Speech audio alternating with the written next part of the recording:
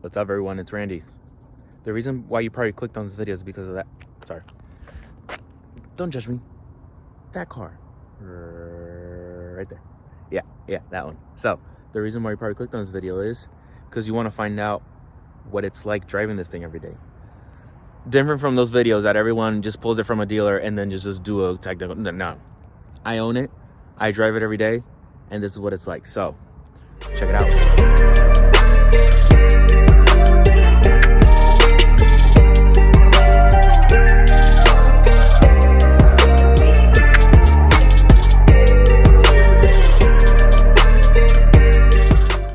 And this is probably the reason why you clicked on this video. This is a 2016 Mercedes GLE 450 AMG Coupe, or Coupe AMG, however you want to say it. It's the same thing. 450. And of course, 4MATIC. This thing is very nice looking.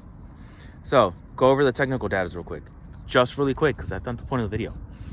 This thing has a 3.0 liter twin turbocharged V6 making 362 horsepower and 380 pound-feet of torque. Yeah, that's nice. It is quick. To me, it's quick. I'm not one of these YouTubers that has a McLaren, that has a Ferrari. I'm not Tavarish. I'm not one of these guys that are driving around in Lamborghinis. So to me, this thing is quick. Hey, I went from a 4Runner, which I will talk about in another video. So, what's it like daily driving a GLE Coupe? From going to go get groceries, to taking the kids to school, to taking it to a construction site. Yes, I said it, a construction site. This thing is pretty awesome. This thing turns a lot of head. So, the most notable thing about this thing is that front end. It's a very, very aggressive front end. When you see it coming down the road, it's aggressive. But at the same time, the newer one, it's even more aggressive. Let's get on to the most important part. Inside the car, of course, white with the brown interior, and of course, the panel sunroof. So a lot of people complain online about the size of this thing. It's actually pretty roomy in here.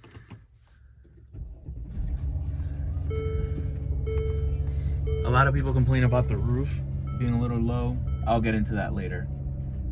But overall, headroom, this thing is pretty good.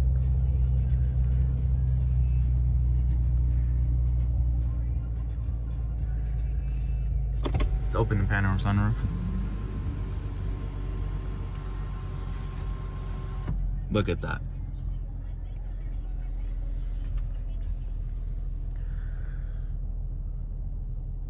How would you not be happy driving one of these things? Let's give a little quick Sport Plus.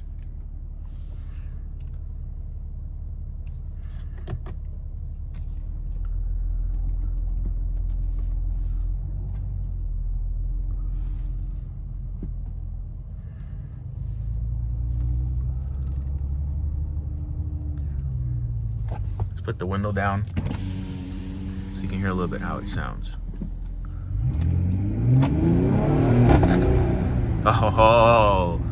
Oh yes, you gotta love it.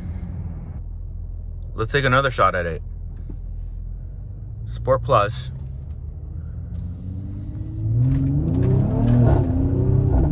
Oh yeah, how can you not like that? Getting into an on-ramp with that sound? Come on. All right, let's get on with the bad things. I know, that's what everyone wants. Everyone wants the bad things. So, first of all, no Apple CarPlay. So, all we have is Bluetooth, disc. I mean, who uses disc anymore, man? Come on. All these memory cards. You can connect it via USB, which you can connect it down here somewhere. But that's basically it. And I mount my phone right here. So Nowadays, everyone wants to have Apple CarPlay, which is very convenient. And I will show you on my '07 4Runner how convenient it is. Yes, it is an aftermarket radio that I have on the 4Runner, but yeah, it's a little bit of a drawback. So if you want something with Apple CarPlay, you got to consider 2017 and up. So that's the first thing. One other thing that I'm confused about is the key. I thought this was the old school Mercedes key. You know, the one that you kind of insert somewhere and, you know, twist it to start the car. This one has a push button. So I was just a little bit confused on the key. I know they updated on the latest ones, but, you know, yeah, about that. All right, the part that everyone complains about.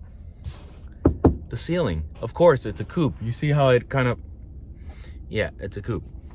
But to be honest, I'm about 6 foot tall, and I'm actually pretty good.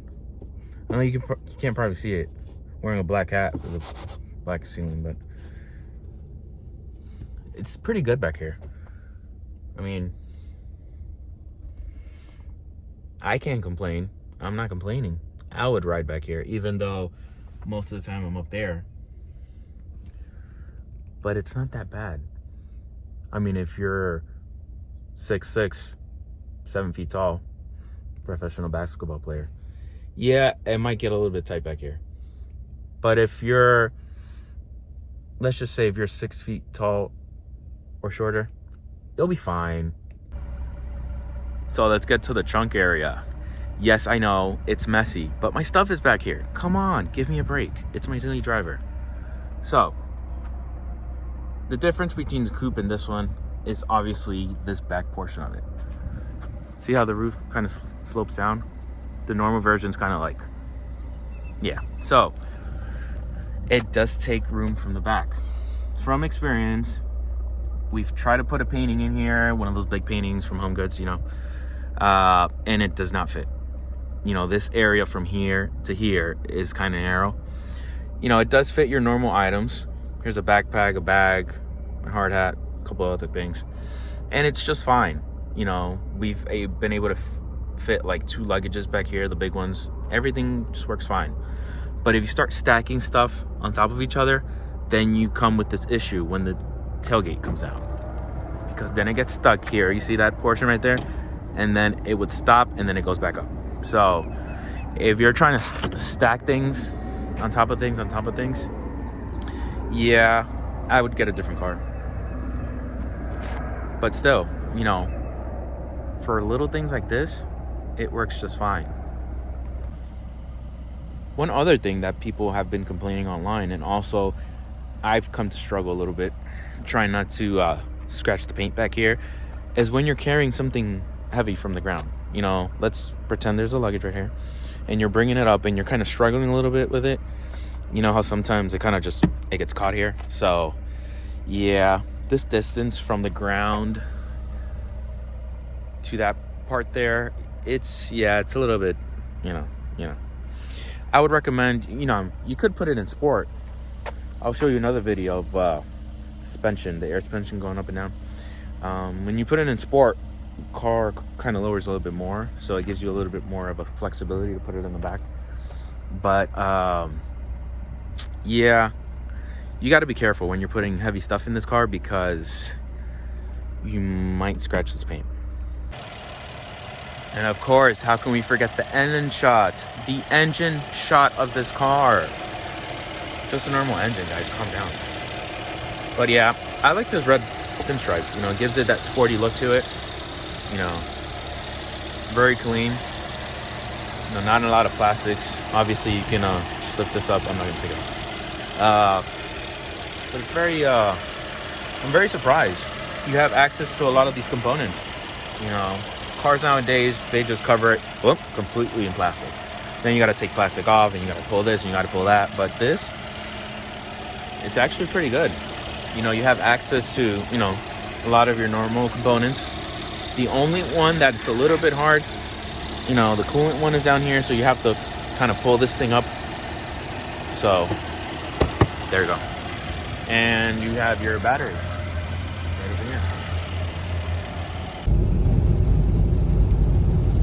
one other good thing about the car is when it's raining, which we get a lot of in Florida. Yeah, it gets wet out here. Is this slippery mode. So you put that in slippery mode. You know, I got a little bit of light rain right now, but when it gets heavy and you got a lot of puddles and stuff like that, it actually helps out. It kind of controls the acceleration on the car. So, you know, if you're at a stoplight and your foot's a little bit too, let's say a little bit slippery, and you like accelerating hard at stoplights, it kind of controls it so that you don't start sliding around. So it's another good thing about these modes right here. So there it is, everyone. 2016 GLE 450 AMG Coupe, or Coupe AMG, however you want to say it. It's the same thing. So getting it back into the car, would I recommend this car? Yes. It's a very, very, very fun car to drive. It's quick. It's nice looking. I mean, this thing draws a lot of attention. Every time I take it out, you know, people are always complimenting it. I've had people take pictures of it and videos at a stoplight. I'm like, it's just a Mercedes. It's not a Ferrari or a McLaren or, you know, what everyone's driving nowadays. So it's very fun to drive. Like I said, you know, that exhaust note, the quickness of that Sport Plus, definitely a plus. If you are more technology driven, definitely get the 2017 or newer. But if you're like me and you just like the driving experience, the 2016 is just fine. You're gonna find them a lot cheaper. And yeah, make sure you have that extended warranty as well. You know, parts on this thing are not cheap. And if anything goes bad on this thing and you don't have an extended warranty, yeah, about that. So yeah, make sure to go test drive it. That's another thing. You know, a lot of people have their own opinions online, commenting, you know, it just sucks. No.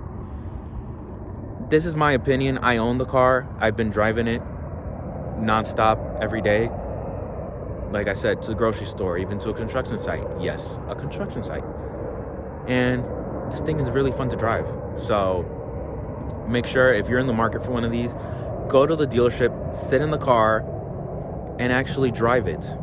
I know nowadays people are buying cars online and they don't want to leave their living room, but to me, the whole experience of buying a car is actually going and sitting down in the car and actually experiencing it, because it's a lot different from just seeing it online and seeing a whole bunch of pictures on all these car websites than actually sitting on it and experience it. So my take is, if you're in the market for one of these, go drive it. It's a lot of fun. I recommend it.